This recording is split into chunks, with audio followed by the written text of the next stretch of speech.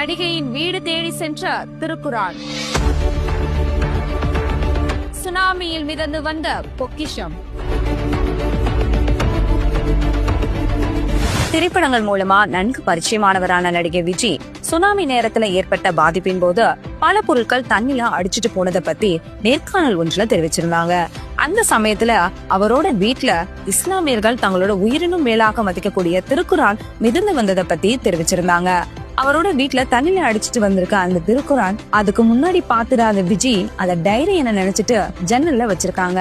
இதற்கிடையே சுனாமியால இயல்பு நிலையில இருந்து பரபரப்பா ஒரு வாரம் கடந்த நிலையில வீட்டுல வேலை செய்யக்கூடிய பணிப்பெண் ஒருவர் ஜன்னலில் இருந்த குரானை விஜயிடம் கொடுத்து இது இஸ்லாமியர்களின் புனித நூல் என்று கூறி அதன் சிறப்பை எடுத்து கூற நடிகை விஜய்க்கு யாருக்கும் கிடைக்காத பொக்கிஷம் தன்னோட வீடு தேடி வந்ததை உணர்ந்து அதை மிகவும் பத்திரமா தன்னுடைய வீட்டுல எல்லாரும் நுழைஞ்சதும் பார்க்கும் விதமா ரொம்ப பாதுகாப்பா வச்சுக்கிட்டு இருக்காங்க.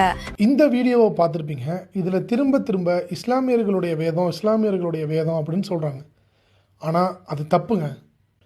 இது இஸ்லாமியர்களுக்கான வேதம் மட்டும் கிடையாது, அகில உலக மக்களுக்குமான வேதம் அப்படின்னு குரான்லேயே சொல்லப்பட்டிருக்குங்க. இறைவன்கிட்டருந்து வந்த இறுதி வேதமாகிய இந்த குரான் தமிழ் உட்பட பல மொழிகள்லையும் டிரான்ஸ்லேட் பண்ணப்பட்டிருக்கு. நீங்களும் இதை வாசித்து பார்க்கணும்னு விருப்பப்பட்டீங்கன்னா தாராளமாக உங்கள் மொழியில் வாங்கி வாசித்து பார்க்கலாம். நன்றி.